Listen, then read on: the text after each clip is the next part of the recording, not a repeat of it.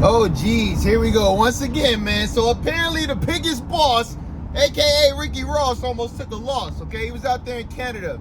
Now, being out there in Canada, Rick Ross know what he's doing. Okay, he's antagonizing Drake. Okay, he's talking about Drake. Let's keep that in mind. Every time Rick Ross and Drake was going back and forth, Rick Ross was talking about the Canadian boy. He was talking about he's a white boy. He's saying all this, and that, right? He's dissing Drake. So I guess Rick Ross is in Canada and he's playing the They Not Like Us track. Okay, it's not a track that Rick Ross made, but he's celebrating the fact that the track was made. All right, now apparently it looks like a couple of guys, you know what I'm saying, had a problem with the Ricky Rose coming to Canada and, you know, playing that They Not Like Us record.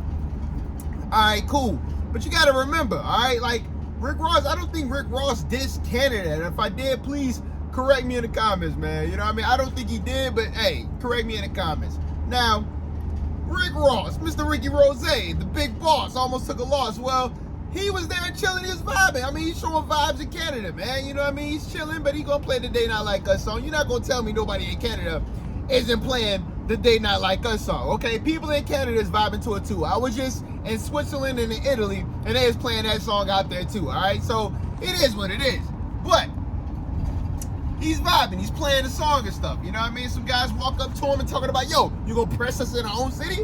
What do you mean he pressing you in your own city? He don't even know you. He's pressing Drake. He's not pressing the city of Canada. He's pressing Drake. It is what it is. Yo, it's people in California who like Drake. There's people in Canada who like Kendrick. Hey, he's playing one of the number one hottest songs in the game right now. One of the greatest diss records of all time. He got the whole world. Look, HBCUs playing it. People in New York playing it. People in Canada playing it. People in Cali playing it. People in Texas playing it. People in Florida playing it. People all over the world is playing it. So what do you mean press you in your city?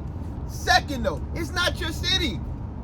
You don't own anything. Like, bro, dudes be, they be tripping me out, bro.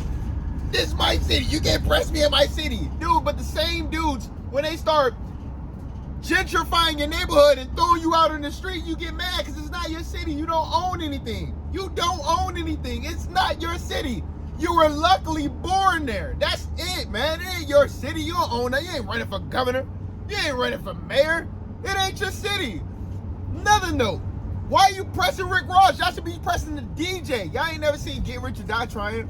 When 50 Cent came out with that song and he was dissing them dudes, they could have pressed 50. You know what they did? They pressed every single DJ that dared to play that record. That's how you make a statement. That's how you make them. Bro, they was fighting Rick Ross and arguing with Rick Ross, and do you know what was playing in the background?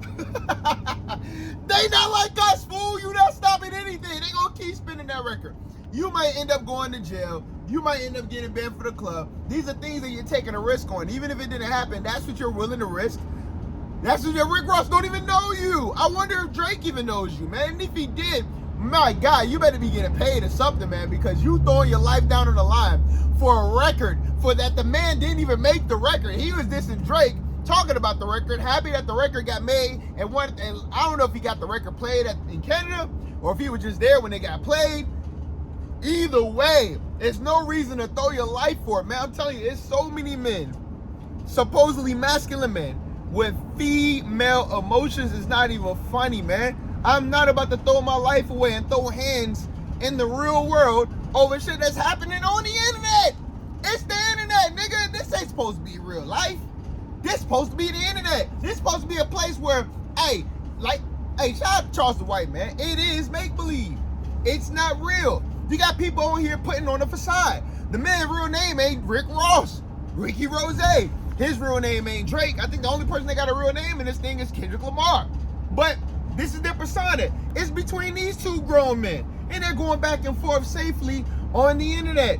But you want to throw hands in real life with a man you don't even know. He ain't do nothing to you personally. He ain't put his hands on you. He ain't molested your wife. He ain't put hands on your kids. He ain't taking money out of your pocket. He ain't doing nothing. He showed up in the club and he played They Not Like Us. That's pressing you in your city? Is that how low and emotionally and low fruit that we got to grab that somebody playing the diss record that you don't like, so you got to throw the hands with them? You got to catch the fade. You got to bring out the AK. I mean, like, what are we doing here, man? What are we doing here? This is what we got to do. This is what we turn into. Logically, we got to start being able to think a little bit better than what we do, ladies and gentlemen. We do. America, we have got to get it together. These guys that are willing to lay their life down for their street, and I want to put this out there, man. If you are willing to lay down your life for the street code, for your block, for your city, get your ass in the front of the line for the military, man. We need to sign y'all up immediately. You need to be the first in the line. We need to get y'all all hands on deck. Every male that is doing life right now, or they got the electric chair, they got the death sentence, they need to be the number one on the front line. Take their ass, put them in boot camp, keep them away from the rest of civilization, and make them fight for the country that they effed over. 100%. You want to pay back your debt to society? We ain't gonna have you sitting up in there with 3 cots in a cot and 3 hots in a cot.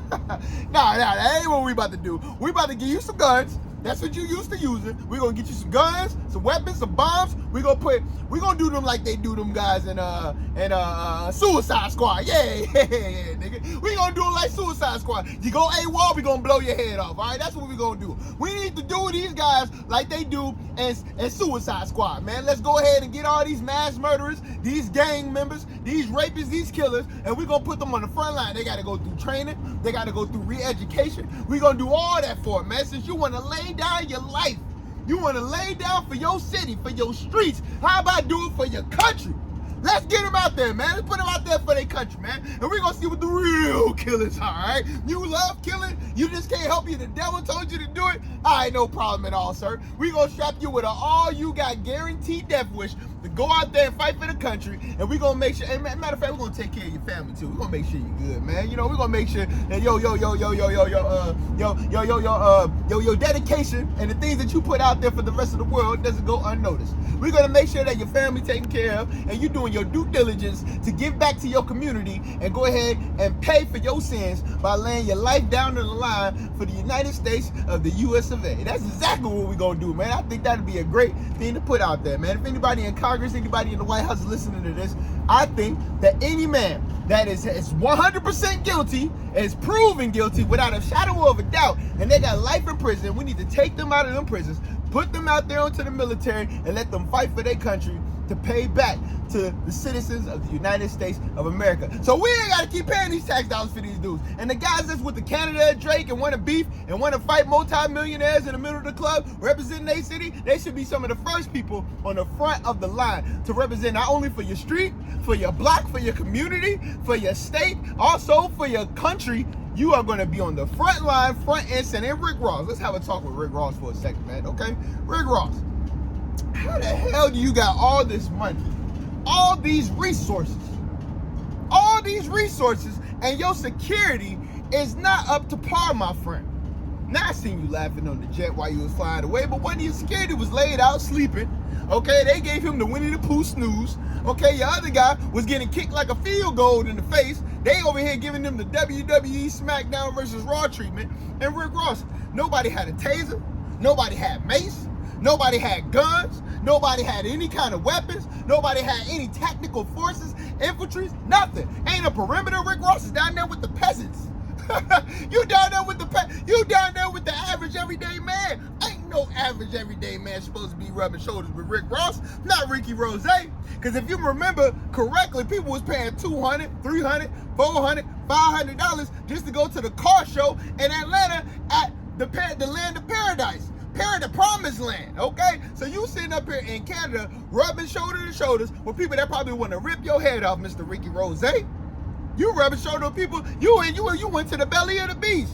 Now, should you be able to put a diss record out, and you didn't even put the diss record out, but play the song of a diss record, and you out there showing love, and you having a good time, should you be able to do it? Hell yeah, you should be able to do it. But you got dumbass, ignorant motherfuckers that may try to come out there and hurt you? Absolutely. Absolutely. So, with that being said, then you got to move accordingly. You might want to move a little bit more correctly, Mr. Ricky Rose, the biggest boss who almost took a loss, okay? Because it'd be a shame. I wake up in the morning and I hear, oh man, Ricky Rose is not here with us no more because some Canadian got out of pocket and wanted to throw hands for him because of a song that he didn't even make.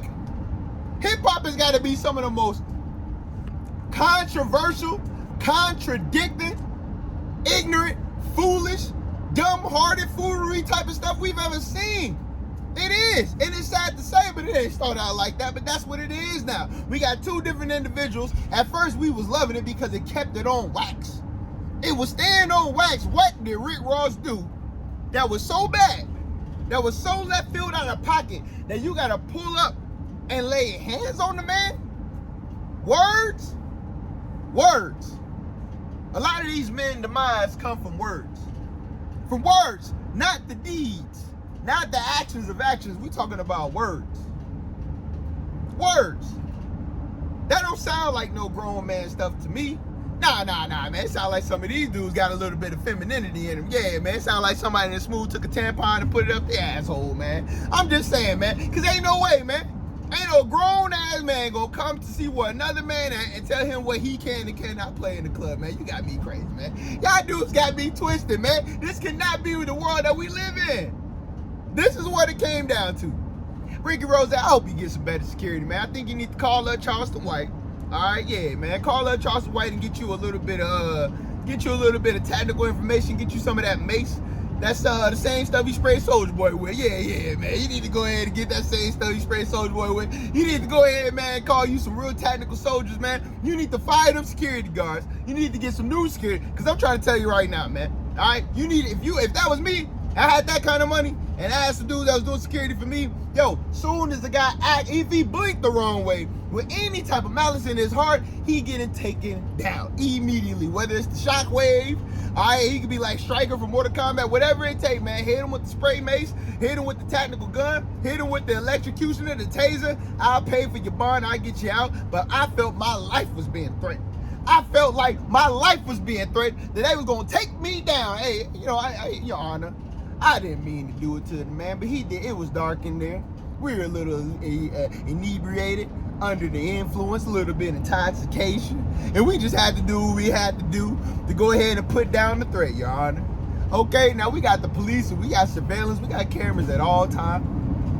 I just want to say, please be lenient on my security, Your Honor, and whatever we got to do, we'll get them out and do our due diligence to make sure it don't happen again next time, because I'm putting you 6 feet under with my security, okay? So if you want to go ahead and do what you got to do, best believe, partner, we're going to do what we got to do, especially if you know that you got some idiots out there that don't like what you're saying on social media. Okay, so Rick Ross, whoever see this video, man, I hope this does come to you in a good, clear, conscious way, and that you can learn something from this today, because Rick Ross, the biggest boss, almost took the biggest loss. And on add insult to injury, you already know the biggest, pettiest person on the planet, your biggest hater of all time, 50 Cent is going to put his 2 cents in, and it's going to be absolutely hilarious every time. And you're going to have people in your life that just cannot wait to see you fall. Damn near even taking the credit of your humiliation and your downfall, man. So, you can't be giving 50 Cent ammo like that. You already know what he's going to do with it, man. He's going to take that little bit of ammo and blow it up bigger than anything you could have ever seen with that following base and fan base that he got. You know 50 Cent don't play. You know old 50 Cent don't play, man. Yeah, man. You know, he gonna drop a bombshell on your head every time he can get, man. He gonna edit the video to make it seem like you got beat up and thrown into your jet, man. Come on, man. You don't want to do that. So I hope everybody learned from this by watching other stupidity. Learn from these lessons, man. Don't be so emotional. Don't be in your feelings. We need to go back to the days of learning how to ignore people, okay? Because some of y'all are too invested into these celebrities, man. You're too invested, and I'm here to help you with that, man. All right? Now get the heck off my channel, man. Have a blessed day.